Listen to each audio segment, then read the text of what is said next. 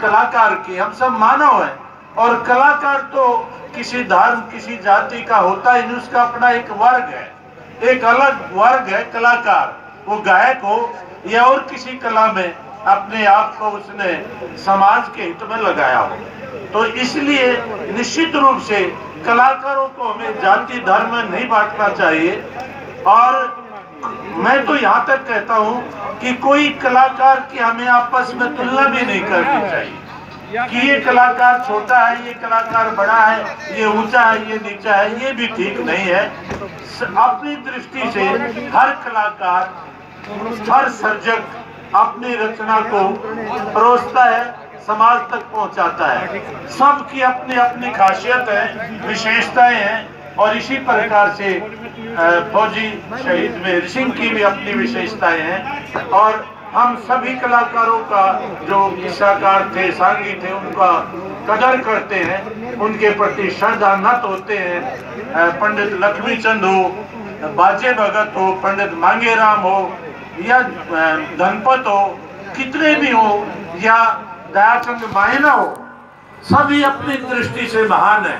और हम सब के प्रति पूजा भाव रखते हैं, आदर भाव श्रद्धा भाव रखते हैं। तो इसलिए किसी भी प्रकार से जातीय या धर्म विद्वेष कलाकारिता में नहीं होना चाहिए। ये निसंदेह आज मलिक साहब ने जो बात कही है, मैं भी उस बात की पैरवी करता हूँ। और उन्होंने बात कही थी जब हरियाणा बना 1960 में, उसके बाद कुछ इन्हें गिने अखबार थे, प्रेस का भी ज्यादा प्रचलन नहीं था। जब हम युवावस्था में आए, उनमें से सौभाग्य से मैं भी हूँ, तो हमने देखा कि किस प्रकार से हमारी जो संस्कृति है, हमारे जो कलाकार हैं, वो उनका कहीं भी कोई लेखन नहीं हो रहा है, उनका कोई डॉक्यूमेंटेशन नहीं हो रहा है। तो हमने ये निर्णय लिया। उन दिनों एक अखबार आया था, हरिभूमि, आजकल वो अखबार अच्छा अखबार है, उन दिनों चला था, 90 के दशक की मैं बात कर रहा हूँ। और उन्हीं दिनों दैनिक ट्रिब्यून अखबार शुरू हुआ था। ये दूसरे अखबार तो बाद की बात है। जनसत्ता निकलता था दिल्ली से। तो जो हम सारे कलाकार लेखक जो थे वहाँ इकट्ठे हुए रोहतक, और ये हमने निर्णय लिया कि हम अपने जो संस्कृति है, अपने जो ये सांगी है और कलाकार है, क्यों ना उनका डॉक्यूमेंटेशन करें, उन्हें लिख कर लोगों को बताएं। और हरिभूमि में, जनसत्ता में, फिर नवभारत टाइम्स में, हिंदुस्तान में उन दिनों पूरा एक प्रचलन हमने शुरू किया। और लगातार 10-12 साल तक वो चला। और सभी लोगों को फिर इस प्रकार से एक पुनर्जागरण हुआ, दोबारा से लोगों के सामने ये बातें आई। और फिर तो पुस्तकें प्रकाशित होती गई। जैसे बात क्यों करूं, हम शहीद कवि फौजी मेहर सिंह की बात करते हैं, तो पहले भाई रामफल चहल जी की पुस्तक आई, फिर डॉक्टर रणवीर दहिया जी की पुस्तक आई, और फिर उसके बाद ये जो अब पिछले साल ग्रंथावली आई है, ये आई। तो ये हमारा उद्देश्य केवल ये है कि आम जनमानस तक जो उनकी रचनाएं हैं, जो उनका व्यक्तित्व और कृतित्व है, वो पहुंचे। और उसमें ये भी बात मैं यहाँ कहने में गुरेज नहीं करूँगा कि रचनाएं जब प्रचलित होती हैं तो वो समाज में, वो तो बहुत पहले हमारे ये सारे के सारे आदरणीय जो कलाकार हैं वो तो चले गए, समाज में अपनी रचनाओं को छोड़ गए। तो इसीलिए कई बार देखने में आया है कि रचनाओं में घालमेल हो सकता है कि किसी की रचना किसी के नाम से, ऐसा संभव है। मगर उसका क्या किया जाए, उसके लिए हमारे पास पूरा एक इस प्रकार का प्रोसीजर है। यदि किसी भाई को ये लगे कि भाई ये रचनाएं अमुक रचनाकार की है, अमुक किस्साकार की है, और ये अमुक के नाम से गाई बजाई लिखी जा रही है, हो सकता है ऐसा संभव हो जाए, तो उसमें कोई बदबख्शी करने की जरूरत नहीं है, जातीयता ढूंढने की जरूरत नहीं है। हमारे लिए सब सम्मानीय है।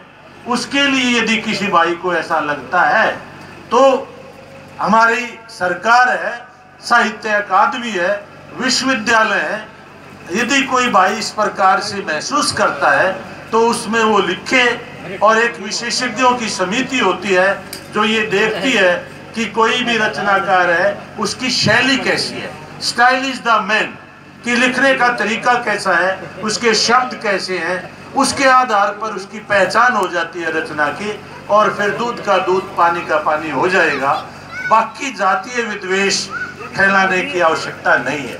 किसी मैं ये बिल्कुल विश्वास ईमानदारी के साथ यहाँ कहता हूँ, और इसलिए कहता हूँ, मैं बात को ज़्यादा छेड़ना नहीं चाहता कि कुछ लोग जो ग्रंथावली आई है उसके बारे में भी अनर्गल बातें करते हैं। तो हमने पूरी ईमानदारी से और एफिडेविट ले लेके लोगों से पूछ के ईमानदारी से, उसमें कोई पूर्वाग्रह नहीं था, कोई जाति विद्वेष नहीं था, उन रचनाओं को संकलित किया है, संग्रहित किया है।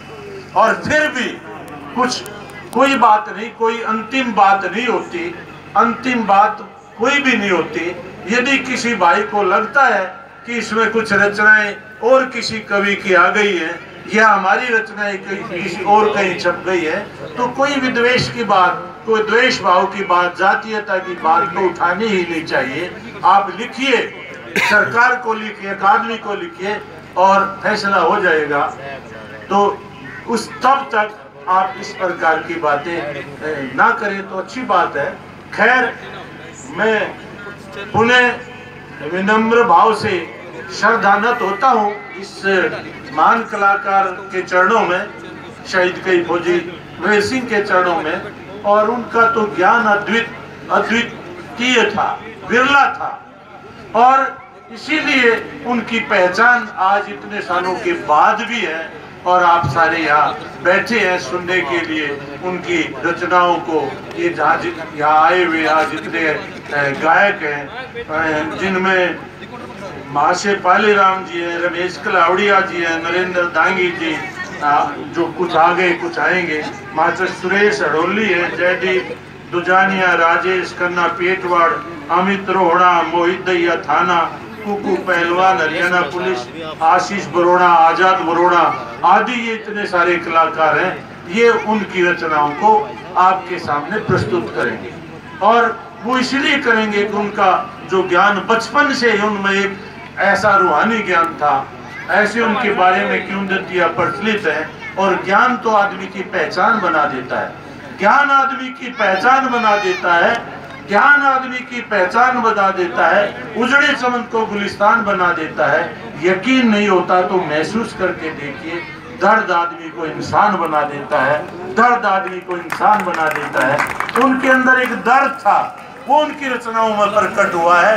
किसान और जवान, यदि आप फौजी वीर सिंह को ये कहें तो कोई अतिशयोक्ति गलत नहीं होगा कि वे किसान और जवान के कवि थे।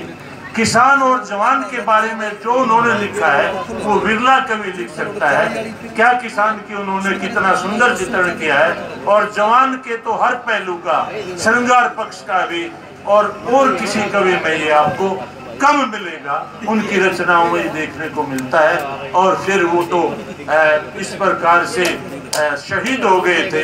तो मैं ये बात केवल कहकर अपनी वाणी को विश्राम दूंगा कि आज हमें भी, किसान हमारा पेट भरता है, जवान जो सीमाओं पर हमारी रक्षा करता है। हमारे अंदर भी ये भाव होना चाहिए कि हम भी देश के लिए अपने आप को समर्पित कर दें, और हमारे अंदर ये तमन्ना हो, यही हो तमन्ना, यही हो आरजू, यही हो तमन्ना, यही हो आरजू, जिंदा रहे वतन के लिए, मर जाए तो कोई गम नहीं, तिरंगा हो हमारे कफन के लिए, तिरंगा हो हमारे कफन के लिए। धन्यवाद।